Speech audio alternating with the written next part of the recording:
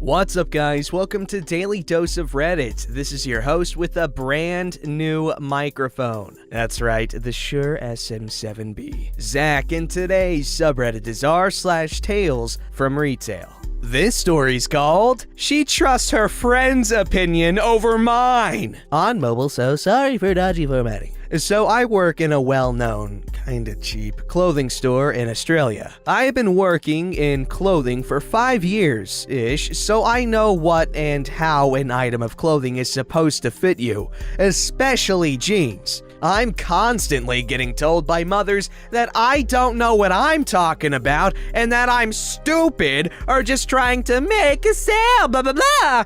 However, this story is not about them. This story is about a girl who lost weight and wasn't confident in her sizing choices or what suits her new body. Lost about 22 kilograms. Damn. So brought a friend along with her. Here's the cast. There's me. Duh. Nice girl, budgie friend. This girl went from about a size 18 to a 12, which is amazing. And her friend was about an 18 to 20, give or take.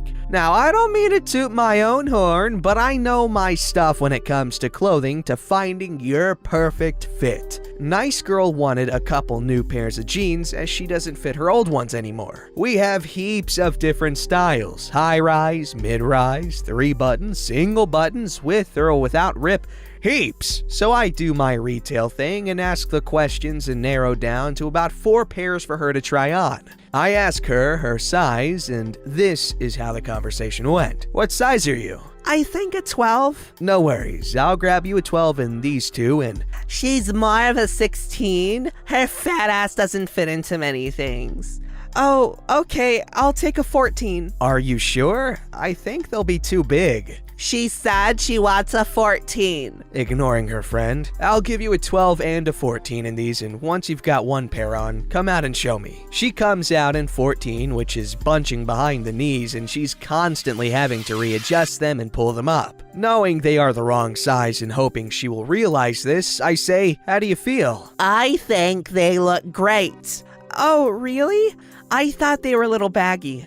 No, they are perfect. That's how it's supposed to fit. I'm sorry, I'm gonna vomit if I do that voice again. Nice girl looks at me, wanting confirmation. They're baggy around your knees, and I can see they are too loose around your waist. Try on the 12 and let's compare. While nice girl is changing, benchy friend says to me, She won't fit the 12. She's a chunky girl like me. I didn't respond. Thankfully, as nice girl came out, I cut off complainy friend. They look much better. How do you feel? They look way too tight. They don't suit you at all. Oh, yeah, they are a little tight.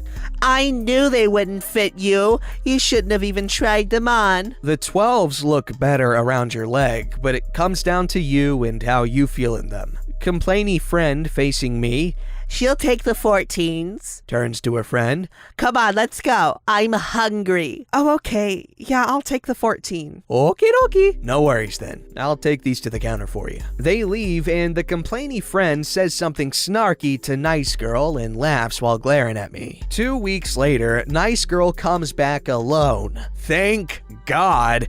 And asked to get the 12s as she wore the 14s for not even an hour, and they kept falling down and were so uncomfortable. Of course, I was happy to help and to let her know that although friends have their opinions with colors and what products to try on, but trust the staff know what they are talking about when it comes to size and how it fits your body. That was really nice of you, and she really needs to have a new friend in her life. Someone that supports her new lifestyle, and someone who supports that she's trying to freaking lose weight and be healthier and feel better about herself. And good on OP here for trying really hard to make her feel better about it. Because clothes shopping and fitting rooms especially can be really stressful and can make you feel really bad about yourself. Alright, this story's called, Ma'am, we can't order an item if you don't know what the item is. Alrighty, I'm back with another story for you fine folks. It was a few weeks ago that I was supervising my cashiers. I manage customer service at a certain retail chain, and I see her. Definitely a Karen. I'm already bracing myself. I'm distracted by another cashier, so I don't see where she ends up until I hear the raised voice. I look down the row of registers and yep, she's hurling abuse at one of my girls. I go over to the other cashier, give her a tap on the elbow, the signal I use with my peeps to let them know I'm taking over and to remove themselves from whatever poor excuse of a human they've had to deal with, and situate myself in front of Karen so my cashier can make her escape. Hi there, ma'am. I'm OP. How can I help you?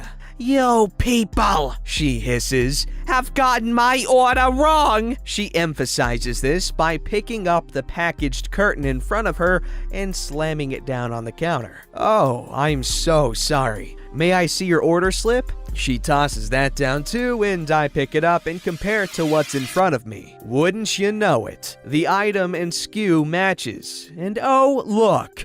The item description on the packing slip is exactly the same. Well, ma'am, it looks like what was delivered to you actually is what you ordered. If you just wanted to do a return, we can get that done right now. No, I don't want a goddamn return. I want the item that I ordered. I did the order here with you people and you got it wrong. They must have put in the wrong curtain because this is definitely not what I agreed to buy. Beaver sausage, because you literally have to sign an order to confirm you reviewed it before it's finalized. But I didn't say this out loud, obviously. People are staring at this point, so I start guiding her towards one of our desks a bit out of the way and call for a floor associate to meet us. I'm sorry about that. Come on this way and we'll get a new order completed for you and do a quick exchange with the old ones. The associate, let's name him Will, meets us at the computer and I explain the situation to him. No problem, Will says. Which curtain did you want to order as a replacement? Well, how am I supposed to know? There's a pause. Will and I look at Karen. We look at each other. We look back at Karen. She must see something in our expressions because she adds, I just know it wasn't the one that was shipped. Poor Will looks so lost, so I try and guide things along. Do you by any chance remember the name of style of curtain? Karen shakes her head no. The name of the brand? No. Can you describe it to us, please? It kinda looks like this one, She holds up the wrong curtain. but it's not like this. Will has officially checked out and is just enjoying the show at this point. All right, was it a different color? No. Different size? Same brand but different style? Did the name sound familiar? Anything? Anything, woman, please! No, I don't think so. Then Karen gets a grand old idea. You guys had it on display in your curtain room. It's how I did the order. I gave the worker the ticket from the display, but obviously she must have typed in the wrong code or something.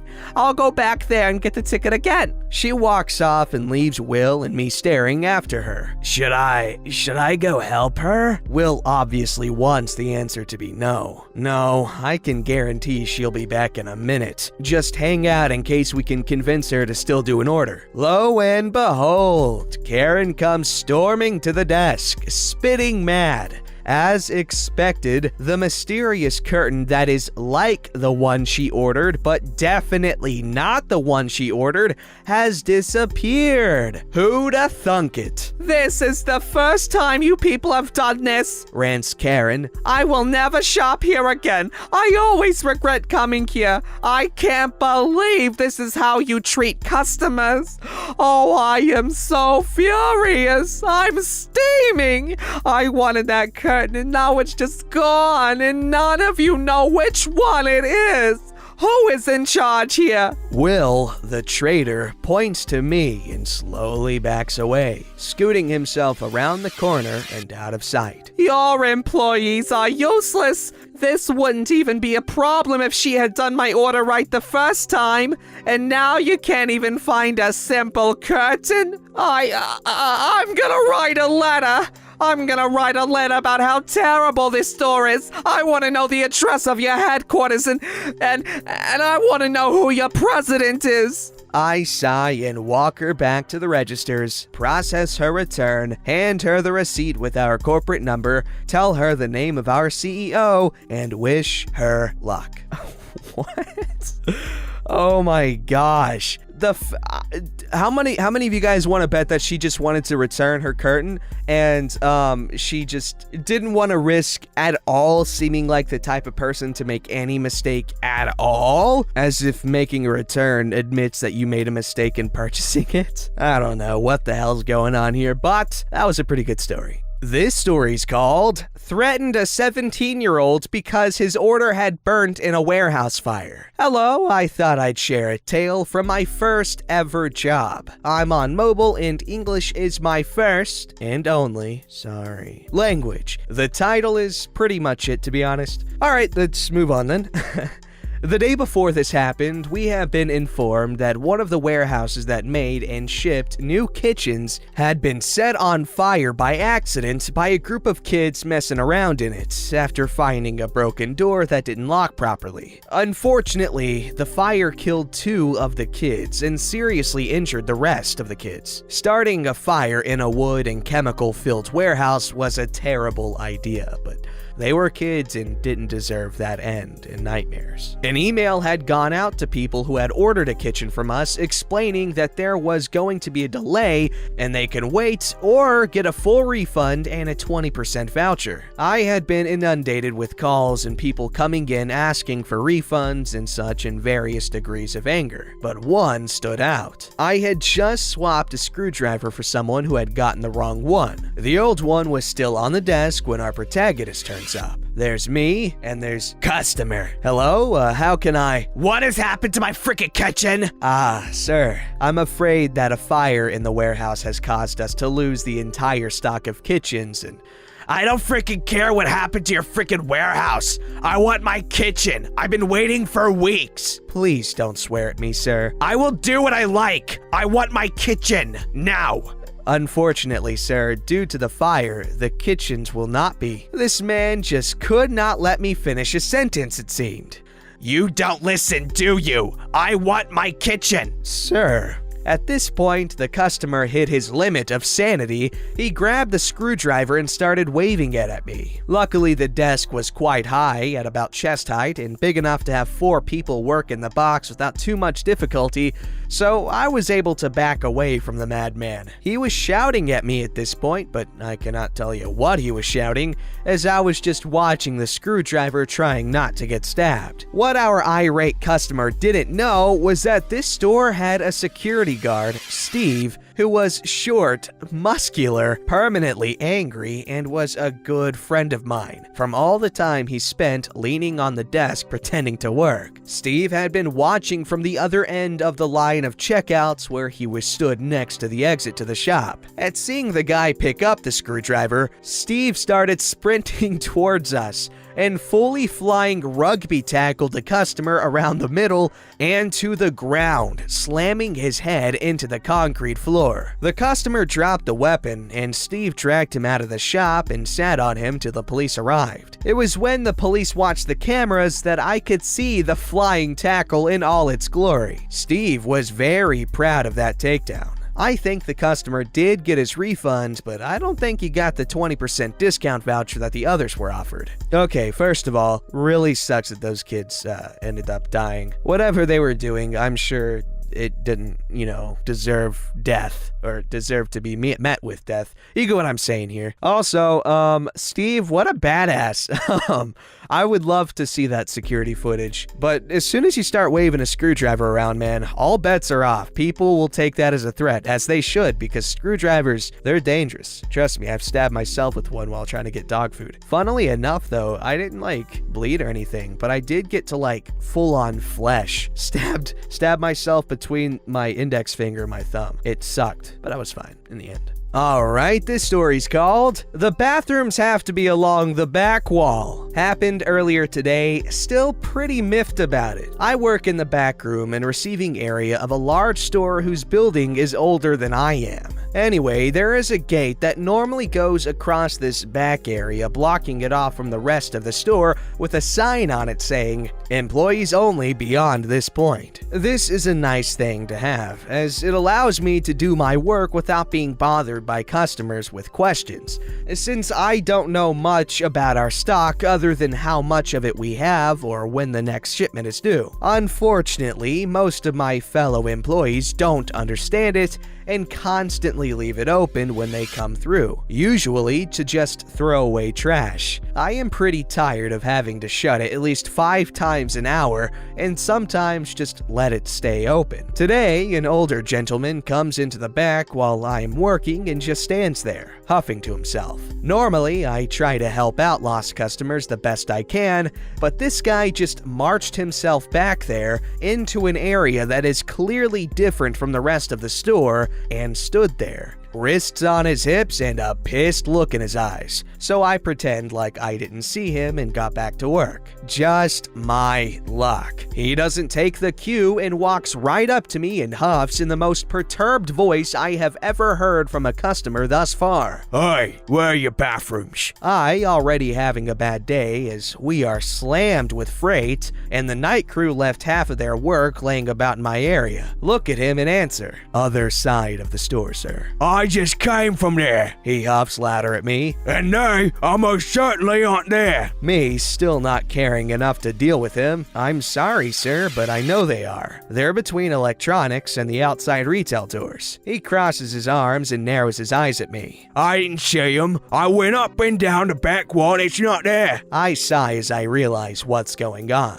I have to answer this same question daily. The bathrooms aren't along the back wall. It's on the side wall, but still on the other side of the store. He then goes into a mini tirade about how there should have been a sign, there are 3 and they are bigger than me, and how all bathrooms should be along the back wall. Me, now getting pissed, sir, it's not on the back wall and can't be on the back wall. Why not? Because neither I nor you were here when the building plans were being drawn up. Now, if you want the restrooms, they are on the other side of the building. He starts huffing and trying to say something further, but I cut him off. Sir, if you want, I can show you to the bathroom. He scowls at me, but agrees. I walk him towards the rest of the store and point above the racking at the ceiling on the other side of the building. Can you see the bathroom sign, sir? Yes, finally. He huffs once more. Good, I say as he gets to the other side of where the gate goes, and I slam it closed. You can handle the rest from here. I can't say what his face was like after that, as I turned on my heels and returned to work. But I do know he stood there for a hot second before stomping off towards the bathroom. I would absolutely hate working there. If the one safe place you have is no longer safe because people are too lazy, I would hate it. Don't forget to like, subscribe, and hit that bell to never miss an episode.